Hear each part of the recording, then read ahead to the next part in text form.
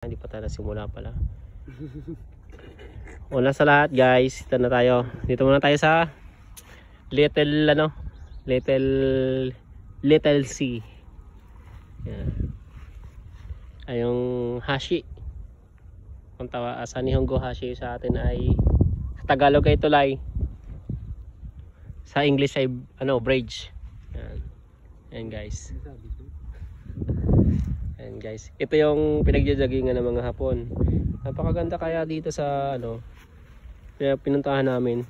Kung gusto mo mag-relax, ito yung tamang panahon o tamang time. Tamang spot.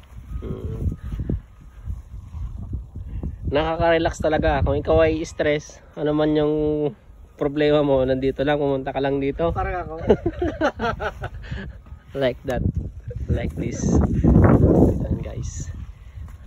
Kung gusto mo mag-vlog, nandito lang din maging isang content creator. Ayan ayun naka-GoPro. At isa naman, may dala pang beer. Content creator din yan. Guys.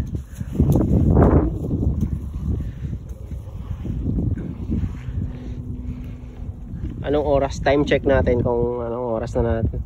Ngayon, alas 2 na pero napakalamig ng hangin. Talagang napakaganda mo talaga. Hindi lang Japan, pati yung mga kasama ko. Kung gusto mo makakita ng isda, meron dyan. Ayaw nila magpakita kasi malamig daw. Ayan guys. Ayan guys, mga Hapon doon sa dulo. Doon kami galing doon sa may gulo na yon. Inikot namin yan, nakabike lang kami papunta dito. Ayan guys.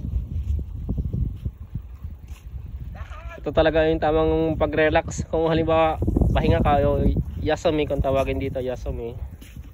Ito yung magandang time. Paganda niyan sa ating ang ganda ng kapaligiran. Nakikita mo, napakalinis, walang mga basura. Yan talaga. Madadaanan mo ganyan.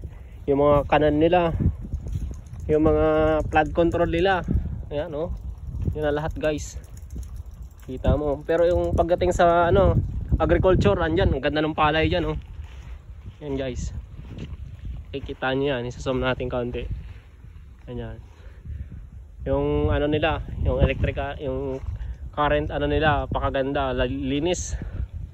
Wala kang masabi. Pati yung ulap, napakalinis din.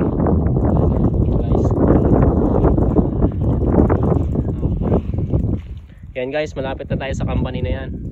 Hindi ko alam kung anong company yan, pero nakikita ko mga gamit sa mga welding, ganon. Acetylene ba? Ganon. Yan guys. Napakaganda ng Japan. Kung gusto nyo guys mag-Japan, nandito lang. Puntahan nyo lang dito. Yan guys. Napakaganda talaga ng Japan. Sa ultimong mga nila, yung mga nila dito sa Koen facilities, napakaganda. So kaya may mga matatambayan ka dyan guys, wala kang masabi. Guys, hanggang dito na lang ang aking video. Panoodin nyo na lang po. Please like and subscribe.